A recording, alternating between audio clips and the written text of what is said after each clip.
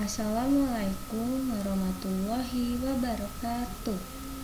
Nah, anak-anak, hari ini kita akan mempelajari mengenai tema 1 yang berjudul Selamatkan Makhluk Hidup.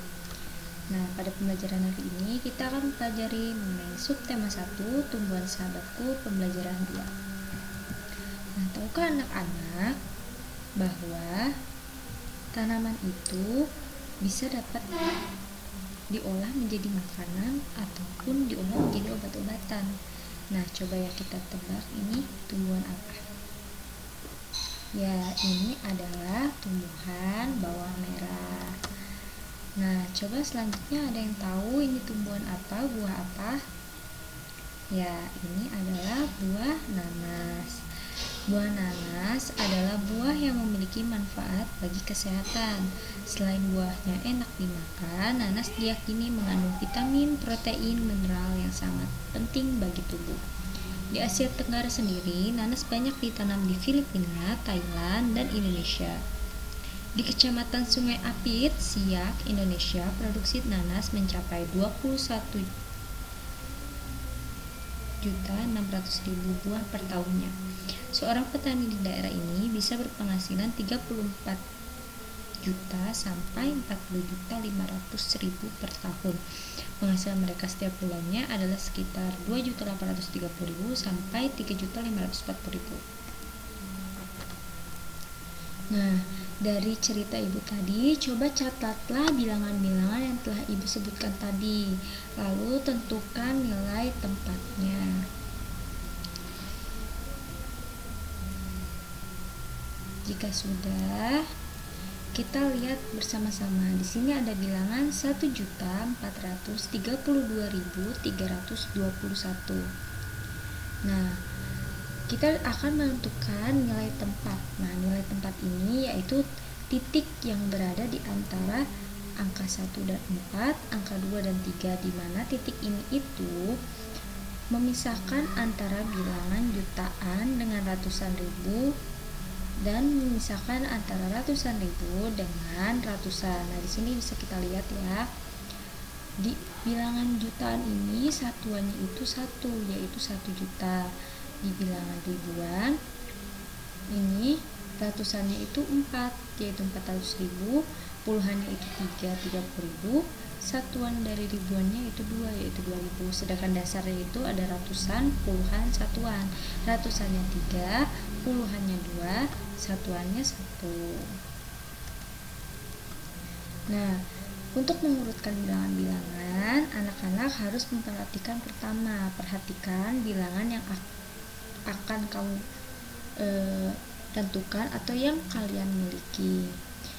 Kedua, perhatikan angka yang ada di posisi paling kiri. Angka bilangan mana yang paling besar? Apabila angka-angka di posisi paling kiri memiliki angka yang sama, maka perhatikan angka selanjutnya. Mana yang paling besar? Begitupun seterusnya. Nah, setelah itu coba kalian buka buku paket halaman 22. Kalian buat 5 bilangan jutaan yang memiliki angka 0 sampai 9, kemudian bandingkan dengan teman sebangku kamu. Oke, nah menarik kan belajar tentang buah-buahan yang ada di Indonesia ini. Sebagai sumber kehidupan, tumbuhan memiliki kandungan gizi yang berguna bagi tubuh manusia. Begitupun banyak manfaat tumbuhan bagi kehidupan. Nah, di sini dilihat ada gambar. Di hari libur, Lani dan teman-temannya merencanakan untuk berkumpul di rumah Edo. Mereka berencana membuat minuman dari jahe. Mereka akan mengolah jahe menjadi minuman sehat dan segar. Namun, alangkah kagetnya Lani, Udin, Siti, Dayu, dan Beni. Ternyata Edo sedang sakit. Ia batuk dan demam. Edo terbaring di tempat tidur. Mereka pun akhirnya bersepakat membuat wedang jahe untuk Edo. Di belakang rumah Edo banyak tanaman jahe. Edo sangat senang, persahabatan mereka sangat indah. Mereka memiliki latar belakang yang berbeda, namun semangat tolong-menolong di antara mereka sangat tinggi.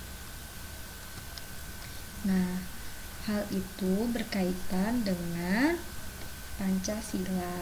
Nah, anak-anak, mari kita baca bersama isi atau butir-butir dari Pancasila. Pertama, yaitu ketuhanan yang Maha Esa. Kedua, kemanusiaan yang adil dan beradab. Ketiga, persatuan Indonesia. Keempat, kerakyatan yang dipimpin oleh hikmat kebijaksanaan dalam permusyawaratan perwakilan.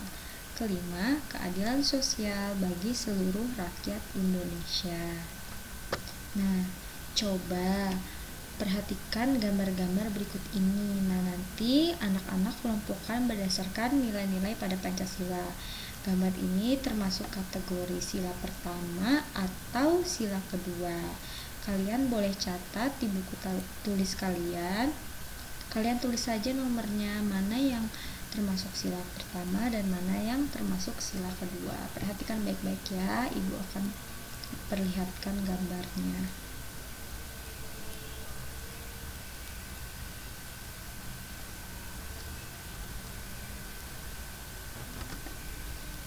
Nah, sudah ya. Jadi, kesimpulannya, membantu teman yang sakit merupakan salah satu pelaksanaan dari sila kedua, sedangkan merawat tanaman merupakan perwujudan rasa syukur kita kepada Tuhan Yang Maha Esa yang telah memberikan tanaman sebagai sumber kehidupan dan sahabat manusia. Nah, selanjutnya, selain sebagai buah dan bunga, tanaman juga dapat dimanfaatkan oleh penduduk Indonesia dan Asia Tenggara, yaitu sebagai kayu. Dimanfaatkan kayunya untuk memproduksi seni yang terbuat dari kayu, salah satunya yaitu patung. Namun, patung juga dapat dibuat berbahan dasar selain dari kayu. Patung Nusantara terbuat dari tanah liat. Patung-patung tersebut sangat diminati, baik oleh wisatawan lokal maupun mancanegara. Coba kita praktikkan cara membuat patung Nusantara dari tanah liat ya. Nih, coba perhatikan gambar-gambar di bawah ini. Ini adalah contoh-contoh patung Nusantara yang ada di Indonesia ya. Nah, jika sudah diperhatikan, ada proses pembuatan patung tanah liat. Pembuatan patung tanah liat itu dapat dilakukan dengan teknik tekan ataupun teknik ukir. Untuk cetak, tekan, dan ukir sebaiknya menggunakan tanah liat plastis.